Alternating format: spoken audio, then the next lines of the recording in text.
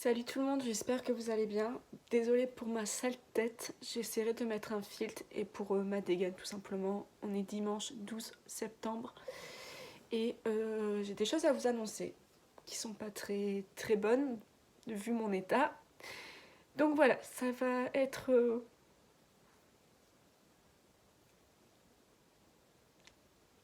émouvant, tout simplement. Vous avez la petite Nokao qui est là du coup. Du coup, alors, bon, je vais aller droit au but avec mon petit ami. On a pris la décision il y a 2 semaines, je pense à peu près, 2 semaines, une semaine, je crois, de annuler la totalité de notre mariage. Voilà, comme vous le savez ou comme vous le savez peut-être pas, on avait prévu de se marier le 6 août 2022. D'ailleurs, aujourd'hui, ça fait un an qu'il avait fait, qu'il a fait sa demande en mariage. C'était le 12 septembre 2020. Donc voilà, un an après, je reviens. Pas du tout dans le même état. Voilà, c'est les étapes de la vie et il faut les prendre et avancer. Donc du coup, on a annulé notre mariage définitivement. On a vraiment pris la décision de façon radicale. On revient pas là-dessus. Pas cette fois en tout cas.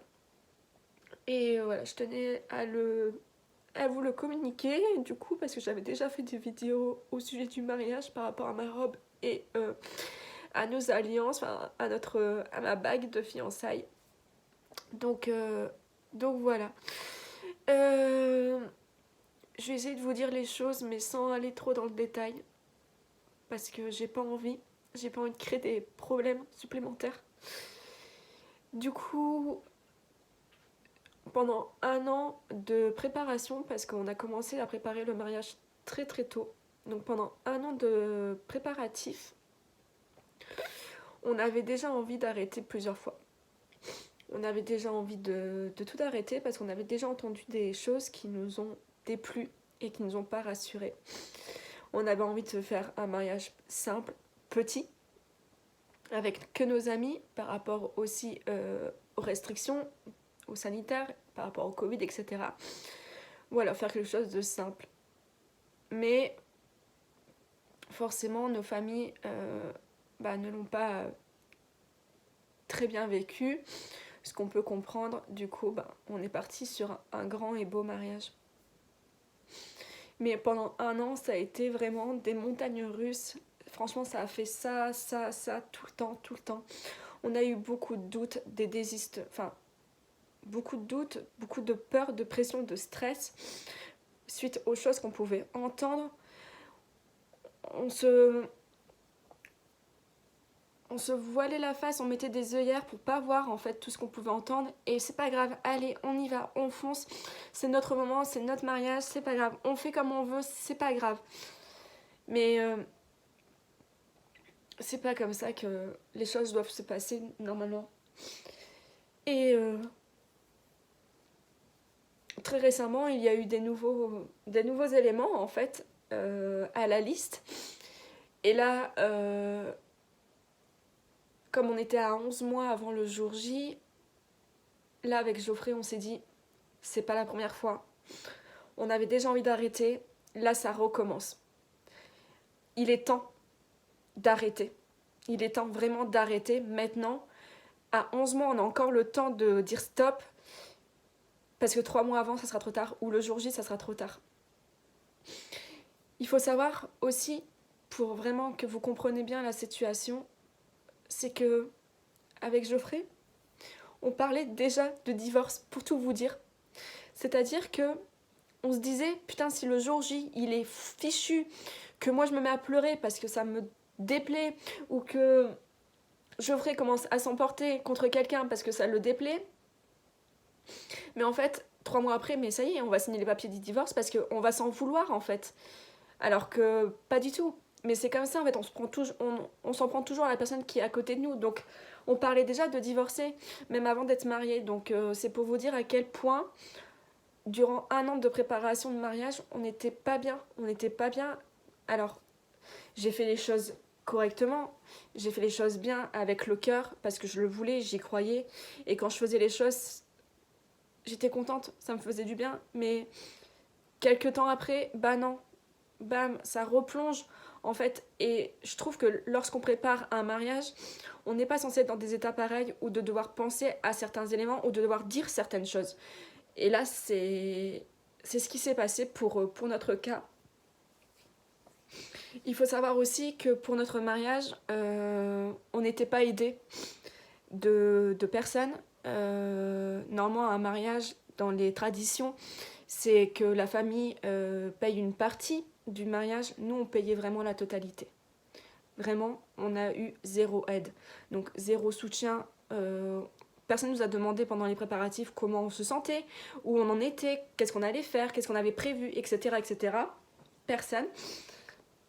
Personne ne nous a aidés financièrement non plus, donc on avait déjà payé énormément de choses. Donc là, on est en train d'essayer de tout récupérer, mais on a déjà perdu beaucoup d'argent parce que forcément, on annule quelque chose sous un motif qui n'est pas valable et on met du coup en péril tous nos prestataires qui avaient prévu de bloquer cette date-là, donc ils ont annulé peut-être d'autres couples. Donc voilà, aujourd'hui, on est dans une situation qui est totalement difficile, très très difficile parce que tout ce qui a été fait un an avant, je suis en train de tout annuler. On est en train de récupérer, d'essayer de récupérer l'argent investi. Je suis en train d'essayer de revendre la décoration. Je suis en train de tout me séparer de ce que j'avais envie d'avoir. Donc,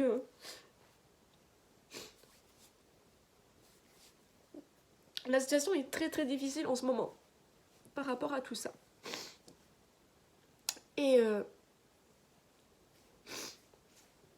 donc voilà, en fait, le fait de nous, sans rien demander à personne, de tout investir, donc on le faisait vraiment de cœur, hein, c'était vraiment notre choix, on savait qu'on allait devoir faire ça.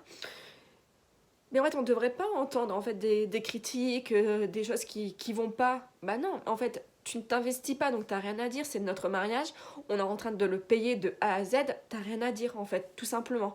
T'es invité à un putain de mariage qui va être sublime, que tu pourras jamais vivre dans ta vie une seule fois, et tu te permets de critiquer encore en plus. Mais c'est quoi le problème des gens? Franchement, c'est la folie, c'est la folie, c'est la folie. Et bah... Donc là, avec Geoffrey, on a eu peur. On a eu peur, en fait. Peur déjà par rapport à être déçu, qu'en gros, ce jour unique, où normalement c'est censé être le seul jour de notre vie, qu'il soit en fait gâché, qu'on ait un mauvais souvenir. Donc on avait peur de ça. On avait peur au final, voilà, tout l'argent qu'on aurait investi, parce que je vais vous le dire en fait, pour être honnête avec vous, on partait sur un mariage à plus de 20 000 euros. Donc comme ça, là, s'il y a ma famille qui passe par ici à 8 minutes et 13 secondes, on était parti sur un mariage à plus de 20 000 euros. 20 000 euros. Donc voilà. Donc cet argent qu'on était prêt à mettre pour vivre le plus beau jour de notre vie, personne ne nous rassurait pour que ça soit vraiment un très beau jour. Donc là, sincèrement, on a eu peur aussi, financièrement, de se mettre dans le trou pour des gens qui, au final, nous gâcheront peut-être le moment. Waouh! C'est un truc de fou. C'est un truc de fou. Je me mets à la place des amis qu'on a qui ont été, mais présents et très attristés par cette décision. Je me mets à la place de... Putain, ils étaient là, investis, tout le temps. Ils étaient prêts à venir, à vivre un moment magnifique avec nous. J'avais pas de problème avec eux, j'avais pas peur d'eux. Et ben, c'est des gens comme ça qu'on aurait dû avoir depuis le début. Des gens qui disent rien, qui écoutent, qui acceptent, qui conseillent. Et qui aiment tout ce qu'on avait prévu de faire en fait. Voilà. C'est ça qu'on aurait aimé, et je pense que c'est même pas ce qu'on aurait aimé, c'est ça qu'on devrait tous avoir lorsqu'on prépare un mariage. Et nous, ça n'a pas du tout été le cas. Pas du tout. Donc voilà, un an après, on a pris la décision de tout arrêter. Voilà, c'est triste. C'est très triste. Je suis totalement en conflit avec ma famille qui n'admettent rien du tout, qui remettent tout sur sur mon dos, qui disent qu'au final ça m'arrange de faire ça. voyez ma gueule? Vous croyez vraiment que ça m'arrange de faire ça? Franchement, c'est une honte absolue. Je suis dépassée, scandalisée. J'en ai marre. Bien sûr, on avait fait la liste des choses positives et des choses négatives qu'on a entendues pendant cette année de préparation. Et la liste des choses négatives, elle fait 2 pages. Sans mentir, elle fait 2 pages. Donc à chaque ligne, il y a un truc. Donc une page normale, ça en fait 2. Et la liste des choses positives, 5 lignes. 5 lignes, et la plupart, c'est que nos amis. Donc, voilà. Voilà. Donc ouais, ça fait très mal au cœur. On a cru, on a voulu, on a essayé. On s'est voilé la face, on a mis des œillères pour se mettre dans notre bulle et imaginer ce jour unique pour nous. Et comme me dit mon petit ami, il fallait qu'on ouvre les yeux. Il fallait qu'on passe par là. Il fallait qu'on passe par ces derniers éléments pour qu'on ouvre les yeux. Voilà. Et donc on a ouvert les yeux. Et c'est vrai que c'est pas 3 mois avant qu'on peut tout arrêter. Et c'est pas comme ça qu'on devrait faire les préparatifs avec une boule au ventre. Moi, je suis à la base quelqu'un de stressé. Et je sais très bien que j'aurais déjà stressé 1 an avant le jour J. Je me connais. Déjà, je préparais tout. Donc, c'est une grosse charge sur les épaules. Et j'aurais déjà stressé. Mais alors, vraiment, des mois avant. Mais je peux pas non plus stresser par rapport à tout ce qu'on a pu entendre. C'est pas normal, en fait. La seule pression que je peux me mettre, c'est ma propre pression à moi-même par rapport à tout ce que je faisais et que voilà, le jour J approchait. Mais pas être angoissée, sous pression, à cause de certains éléments, facteurs qu'on a pu entendre. Non. En fait, non. Je peux pas prendre ça en plus sur mon dos.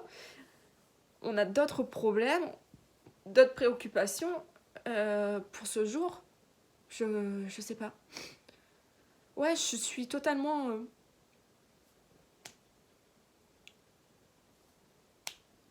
sous le choc et triste, déçue parce que les gens ne se remettent pas en question, les gens ne veulent pas comprendre.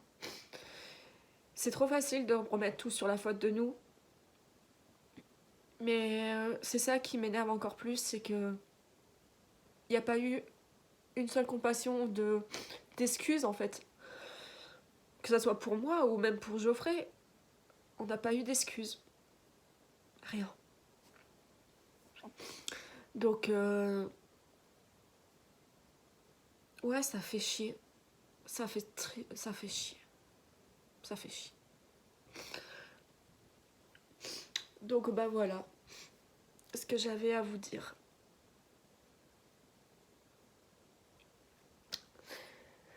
Je vous souhaite du coup que des bonnes choses comme d'habitude. Une belle vie. Et puis bah voilà, je vous embrasse très très fort. Et puis bah je vous dis à bientôt. J'espère que j'aurai une meilleure tête la prochaine fois. Mais bon, la vie n'est pas toujours rose. Et bah c'est comme ça. C'est tout. L'important c'est que avec Geoffrey on s'aime plus que tout. On s'aime toujours. On a protégé aussi notre couple. Voilà. Nous deux on voulait pas en finir.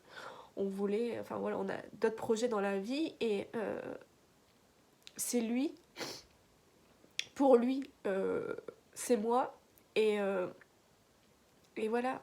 Donc il fallait aussi préserver cet amour qui est beau, qui est fort et qui est solide en prenant cette décision parce que aujourd'hui c'est tout ce que j'ai, c'est tout ce qu'il a et c'est tout ce qui compte aussi je pense de toute façon.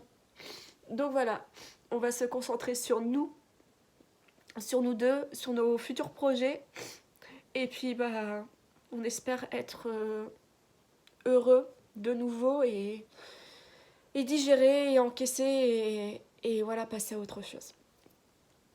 Je vous embrasse. Ciao.